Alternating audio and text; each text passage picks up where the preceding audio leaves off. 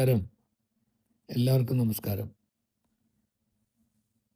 എല്ലാ ദിവസങ്ങൾക്കും ഒരു അടുത്ത ദിവസമുണ്ട്. പ്രത്യേകിച്ച് ആഘോഷങ്ങൾക്ക്. ഓണം, പിറന്നാള് അല്ലെങ്കിൽ കല്യാണോത്സവങ്ങള്. നമുക്ക് അടുത്ത കാലത്ത് നമ്മളെല്ലാവരും ആഘോഷിച്ച ഈ സ്പിരിച്വൽ റിട്രീറ്റ്. അങ്ങനെ എല്ലാ ദിവസങ്ങൾക്കും, എല്ലാ ആഘോഷങ്ങൾക്കും ഒരു അടുത്ത ദിവസം ഉണ്ടെന്ന് കാരണവന്മാർ പറയാറുണ്ട്. അതിൻ്റെ അർത്ഥം എന്താണെന്ന് വെച്ചാൽ നമുക്ക് അടുത്ത ദിവസം പെട്ടെന്ന് ആ ആഘോഷങ്ങളൊക്കെ കഴിഞ്ഞു പോയി. അപ്പോൾ എങ്ങനെയാണ് എന്തോ ഒരു ഹാങ് ഓവറോ എന്തോ ഒരു മിസ്സിങ്ങോ എന്തോ ഒരു മനുഷ്യരുണ്ടാവുമല്ലോ. അപ്പോഴൊക്കെയാണ് ഈ നല്ല ഓർമ്മകൾ, ഗുഡ് മൊമെൻറ്റ്സിൻ്റെ മെമ്മറീസ് നമ്മളെ അതിൻ്റെ ശേഖരത്തിലേക്ക് നമ്മൾ ആ ഓർമ്മകളെ ശേഖരിച്ച് വെക്കും. ജീവിതത്തിൽ എപ്പോഴും നമുക്ക് എന്തെങ്കിലും വിഷമങ്ങൾ വരുമ്പോഴോ അല്ലെങ്കിൽ തളർന്നു പോകുമ്പോഴോ ഡിപ്രഷൻ എന്നൊക്കെ പറയുന്ന കാര്യങ്ങളൊക്കെ മനസ്സിൽ വരുമ്പോഴോ ഈ നല്ല ഓർമ്മകൾ, ഗുഡ് മൊമെൻറ്റ്സ് നമ്മുടെ വാസ്തവത്തിൽ സമാധാനപ്പെടുത്തും. എനിക്കൊരു ഇംഗ്ലീഷ് ഫ്രണ്ടുണ്ട്. ഹാരിസ് ലൂക്കാസ് എന്നാണ് അവളുടെ പേര്. കുറേ കൊല്ലങ്ങളായിട്ട് എൻ്റെ ഫ്രണ്ടാണ്. ഞങ്ങൾ 2 3 പ്രാവശ്യം മാത്രമേ കണ്ടിട്ടുള്ളൂ. പക്ഷേ ഞങ്ങൾ പല കാര്യങ്ങളും മാസത്തിൽ ഒരിക്കലെങ്കിലും ഞങ്ങൾ സംസാരിക്കും. അവര് അവളുടെ ഒരു മോൻ നല്ലൊരു പൈലറ്റാണ്. അടുത്ത കാലത്തൊക്കെയാണ് പ്രാക്ടീസ് ചെയ്ത് തുടങ്ങിയത്. നല്ലൊരു അപ്പം പുള്ളിക്കാരി എപ്പോഴും പറയും, Suresh are you writing the gratitude book. നോക്കി നിങ്ങളൊക്കെ ഗൂഗിൾ ചെയ്ത് നോക്കൂ. ഗ്രാറ്റിറ്റ്യൂഡ് ബുക്ക് എന്നൊക്കെ പറയുമ്പോൾ എന്തെല്ലാം അതിലുണ്ട്. നമ്മുടെ ജീവിതത്തിൽ ജനിച്ച ദിവസം തൊട്ട് നമ്മുടെ നല്ലൊരു അച്ഛനമ്മയ്ക്ക് ജനിച്ചത്, അങ്ങനെ നല്ലത് സന്തോഷങ്ങൾ അങ്ങനെ എല്ലാം നമ്മൾ എഴുതിയിട്ട് യൂണിവേഴ്സിനോടോ ദൈവത്തോടോ മാതാപിതാക്കളോടോ അവർക്കൊക്കെ ഗ്രാറ്റിറ്റ്യൂഡ് അറിയിക്കുന്ന സമയത്ത്, ഞാൻ വീണ്ടും പറയാം, രണ്ടാമത്തെ പ്രാവശ്യം പറയുന്നത് നമ്മുടെ ഗ്രൂപ്പിൽ, ഗ്രാറ്റിറ്റ്യൂഡ് അറിയിക്കുന്ന ഓരോ സമയത്തും നമ്മുടെ ശരീരത്തിൽ മനസ്സിലെല്ലാം അത്രത്തോളം പുതിയ കെമിക്കൽസാണ് ഉണ്ടാകുന്നത്. അത്രത്തോളം സന്തോഷമാണ് കോസ്മിക് എനർജിക്ക്. വാസ്തവത്തിൽ നമ്മളോട് സ്നേഹിക്കുന്നവരോടും നമുക്ക് നന്ദി പറയാം, നല്ല ചെയ്തവർക്കും നന്ദി പറയാം. പക്ഷേ നമ്മളെയൊക്കെ വേദനിച്ചവരോട് കൂടി പോയിട്ട് നന്ദി പറയാനൊക്കെ മനസ്സിലെങ്കിൽ നമ്മൾ നന്ദി പറയാൻ എന്താ നമുക്ക് പറ്റുമോ? കാരണം അവരെ വേദനിപ്പിച്ചവർ നമ്മുടെ പോയ ജന്മത്തെ നമ്മുടെ ഡെബിറ്റൊക്കെ അവർ ക്രെഡിറ്റ് ആക്കുകയാണ്. പിന്നെ നമ്മുടെ ഭാരങ്ങൾ അവർ ചുമക്കാൻ പോവുകയാണ് അവർ ചെയ്തതിന് ശേഷം. വാസ്തവത്തിൽ അവരെയൊക്കെ നമ്മൾ സ്നേഹിക്കണം. കാരണം അവർ നമ്മളെ സഹായിക്കുകയാണ്. അവർ പറഞ്ഞിട്ട് പോട്ടെ. അവരെ നമുക്ക് സ്നേഹിക്കാം. ബൈബിളൊരു വചനമുണ്ട്, സ്നേഹിക്കുന്നവരെ നിങ്ങൾ സ്നേഹിക്കുന്നുവെങ്കിൽ അതിലെന്താണ് പ്രത്യേകിച്ചുള്ളത്? ഒന്നുമില്ല. പക്ഷേ നിങ്ങളെ സ്നേഹിക്കാത്തവരെ സ്നേഹിക്കാനുള്ള മനസ്സുണ്ടെങ്കിൽ അന്ന് മാത്രമേ പറഞ്ഞിട്ടുള്ളൂ. അതിൻ്റെ ഉള്ളർത്ഥം ഇതാണെന്ന് പിൽക്കാലത്താണ് മനസ്സിലാകുന്നത്.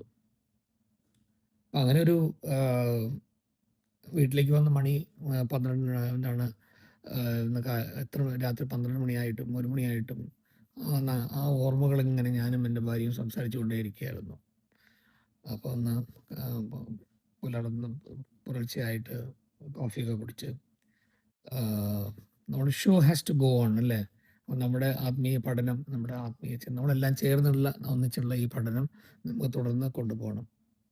അപ്പോൾ എനിക്ക് പെട്ടെന്ന് ഓർമ്മ വന്നത് നമ്മുടെ പ്രാഞ്ചിയേട്ടൻ എന്നുള്ളൊരു സിനിമ ഉണ്ടല്ലോ, പ്രാഞ്ചിയേട്ടൻ ആൻഡ് ദ സെയിൻറ്റ് എന്ന്. ഏറെ പ്രശസ്തമായ സിനിമയാണല്ലോ പ്രാഞ്ചിയേട്ടൻ ആൻഡ് ദ സെയിൻറ്റ്. സിനിമയിലെല്ലാം തികഞ്ഞിട്ടും ഒത്തിരി ചെയ്തിട്ടും സംതൃപ്തിയില്ലാത്ത പ്രാഞ്ചിക്ക് മുന്നിൽ പ്രത്യക്ഷപ്പെട്ടു വിശുദ്ധനായ ഫ്രാൻസിസ് അസീസി.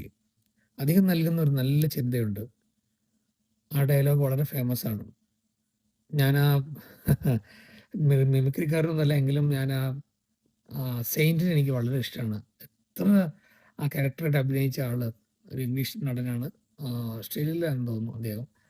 ആരോ ആയിക്കോട്ടെ, അതിൻ്റെ പേരൊക്കെ വേണമെങ്കിൽ നമുക്ക് ഗൂഗിൾ ചെയ്താൽ കിട്ടും. പക്ഷെ അദ്ദേഹം അഭിനയിച്ചതും അതിന് കൊടുത്ത ഡയലോഗ് അവതരിപ്പിച്ച അതിൻ്റെ ഡെപ്തും അത് ഗംഭീരമാണ്. ഞാനതൊന്ന് പറഞ്ഞു നോക്കാം. എന്താണ് പ്രാഞ്ചി ജയവും തോൽവിയും? ആപേക്ഷികമാണത്. ജയിച്ചെന്ന് നമ്മൾ കരുതുന്നവർ യഥാർത്ഥത്തിൽ ജയിക്കുന്നവരാണോ? പ്രാഞ്ചി, ജയിച്ചെന്ന് നമ്മൾ കരുതുന്നവർ യഥാർത്ഥത്തിൽ ജയിച്ചവരാണോ? നേടി എന്ന് നമ്മൾ കരുതുന്നവർ സത്യത്തിൽ എന്താണ് നേടിയത്? നഷ്ടപ്പെട്ടു എന്ന് കരുതുന്നത് നിന്നിലേക്ക് തിരിച്ചു വരില്ല എന്ന് വിചാരിക്കുന്നുവോ? സ്വർണം കൊണ്ട് പള്ളി പണിയുന്നവനല്ല മറിച്ച് ഒരു മനുഷ്യജീവനെയെങ്കിലും ദുരിതങ്ങളിൽ നിന്നും കരകയറ്റുന്നവനാണ് സ്വർഗരാജ്യത്തിൻ്റെ അവകാശിയാവുന്നത്. ഇതാണ് ആ ഡയലോഗ്. ഞാൻ പല പ്രാവശ്യം കേട്ടിട്ടുണ്ട്. ഈ ഡയലോഗിൻ്റെ ഒരു പോർഷൻ കൂടി ഞാൻ വീഡിയോവും ഓഡിയോയും ചേർന്നുള്ള ഗ്രൂപ്പിലും പോസ്റ്റ് ചെയ്തിട്ടുണ്ട്. ആക്ച്വലി ആഴത്തിൽ നമ്മൾ പഠിക്കേണ്ടതും വിശകലനം ചെയ്യേണ്ടതുമായ ഒരു വിഷയമാണ് ഇതെന്ന് എനിക്ക് പലപ്പോഴും തോന്നാറുണ്ട്. ഇന്നൊരു വ്യക്തിയെക്കുറിച്ചുള്ള വിലയിരുത്തൽ എന്താണ്? അത് നീളുന്നത് അവൻ്റെ സാമ്പത്തിക നിലയെ അടിസ്ഥാനമാക്കിയല്ലേ? സാമ്പത്തികമായി ഉയർന്നവരെല്ലാം ജീവിതത്തിൽ വിജയിച്ചവരായി നമ്മളെല്ലാം കണക്കാക്കുന്നു. യഥാർത്ഥത്തിൽ ഇത് സത്യമാണോ? ധനമുള്ളവരെല്ലാം ജീവിതത്തിൽ വിജയിച്ചവരാണോ? പാവപ്പെട്ടവരെല്ലാം പരാജിതരാണോ? ഒരിക്കലുമല്ല. ലോകം കണ്ട അതിശക്തനായ രാജാവ്, ഏറ്റവും ധീരനായ യോദ്ധാവ്, അതിമാനുഷികൻ എന്നൊക്കെ വിശേഷിക്കപ്പെട്ട ചക്രവർത്തിയായിരുന്നു അലക്സാണ്ടർ. വളരെ ചുരുങ്ങിയ നാളുകൾ കൊണ്ട് അദ്ദേഹം ഒട്ടുമിക്ക രാജ്യങ്ങളും കീഴടക്കി.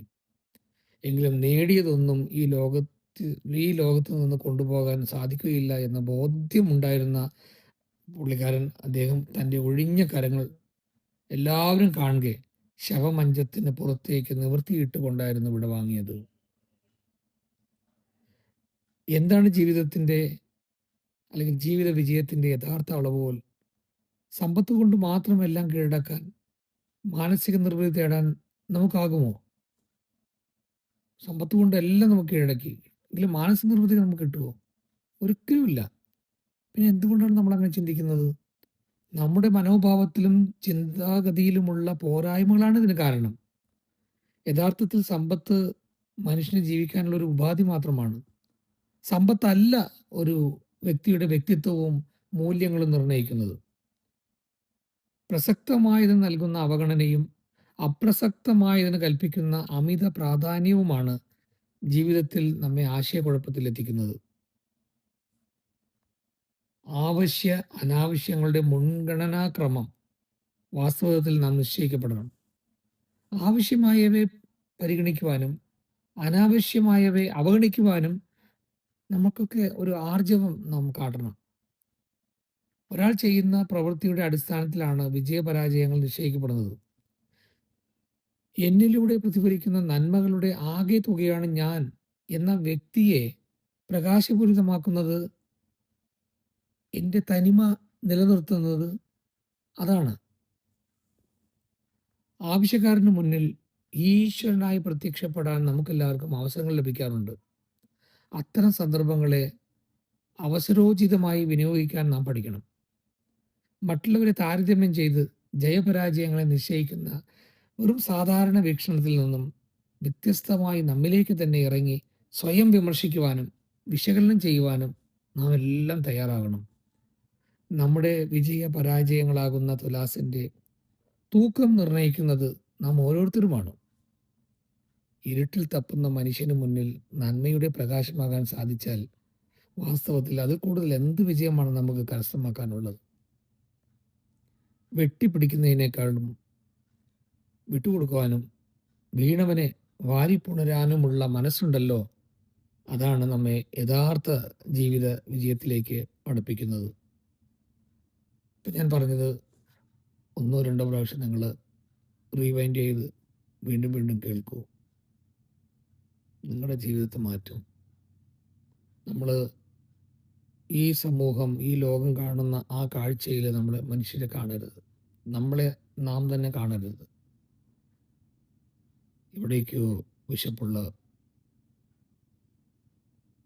നിസ്സഹായർ കാണും, വസ്ത്രമില്ലാത്തവർ കാണും, ഒരു നല്ല വാക്കിന് വേണ്ടി കാത്തിരിക്കുന്നവർ കാണും, ഒരു സ്പർശത്തിന് വേണ്ടി കാത്തിരിക്കുന്ന കുഞ്ഞുങ്ങൾ കാണും. ചെരുപ്പില്ലാതെ ചുട്ടുപൊടിഞ്ഞ വെയിലിലും ചേറ്റിലും മഴയിലും നടക്കുന്ന കുഞ്ഞുങ്ങളുണ്ട്. നമുക്ക് അളവില്ലാതെ എത്ര പെട്ടികളിലാണ് നമ്മൾ ഡ്രസ്സുകൾ വെച്ചിട്ടുള്ളത്. എത്ര നിറങ്ങളിലാണ് നമുക്ക്. എന്തിനാണ് ഇതൊക്കെ? എന്താണ് കൊണ്ടുപോകാൻ പോകുന്നത്? ഇതൊക്കെ നമ്മൾ കൊടുക്കണം. മതി. എത്രയാണ് നമുക്ക് ആവശ്യം? എത്ര ബോക്സിലാണ് നമുക്ക് സ്നാക്സ് ഉള്ളത്? ഒരു ബിസ്ക്കറ്റ് ഒരു കുട്ടിക്ക് കൊടുക്കാൻ കഴിയും. നമുക്ക് കാറിൽ വെക്കാം, ബൈക്കിൽ വെക്കാം, എന്നിട്ട് പോകുന്ന വഴിക്ക് കൊടുക്കാം. എത്ര ജീവികളുണ്ട് ഈ ലോകത്ത്.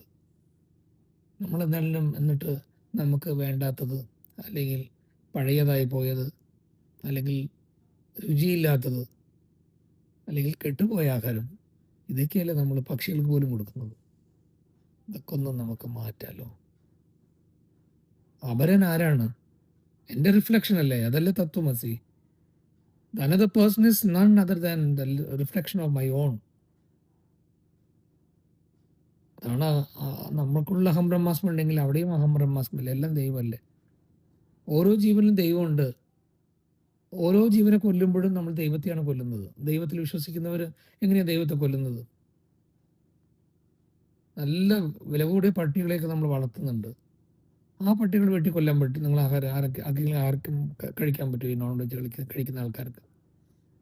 അപ്പോൾ അതുപോലെയല്ലേ ആടും കോഴിയും. പലപ്പോഴും കോഴികളൊക്കെ അവർ തന്നെ വളർത്തിയിട്ട് അവർ തന്നെ വെട്ടിക്കൊന്ന് തിന്നുന്നു എന്നൊക്കെ പറയുന്നത്, ദൈവമേ എങ്ങനെയാണാവോ മനസ്സ് വരുന്നത്? എന്നോട് നിങ്ങൾ മത്സ്യമാംസം കഴിക്കുന്നവർ എന്നെ നിങ്ങൾക്ക് വെറുക്കാം എന്നെ. പക്ഷേ നിങ്ങൾ എന്നെ എന്തെങ്കിലും ഞാൻ പറയുന്നത് അത് എന്നോടുള്ള വെറുപ്പ് എനിക്ക് തന്നെ നിങ്ങളിൽ നിന്ന് വരുന്ന അത്യധികം ആഴമായ ഒരു സ്നേഹമായി അത് മാറും. വേണ്ട, നമുക്കത് വേണ്ട. എത്രയോ വെജിറ്റബിൾസ് ഉണ്ട്, പയറുകൾ, എന്തെല്ലാം ആഹാരങ്ങളുണ്ട് നമുക്ക് ഈ ഭൂമിയിൽ. മരുഭൂമികളിലൊക്കെ അതാണ്. ആയിക്കോട്ടെ, ഇവിടെ അതല്ലല്ലോ. എന്തെല്ലാം ഉണ്ട് നമുക്ക് ജീവിതത്തെ ആരെയും വേദനിപ്പിക്കാതെ ആഘോഷിക്കാൻ നമുക്ക് ശ്രമിക്കാം. ഈ ഇത്രയും ഞാൻ സംസാരിച്ചത് 2ഓ 3ഓ പ്രാവശ്യം നിങ്ങൾ ഒന്നുകൂടി കേൾക്കൂ.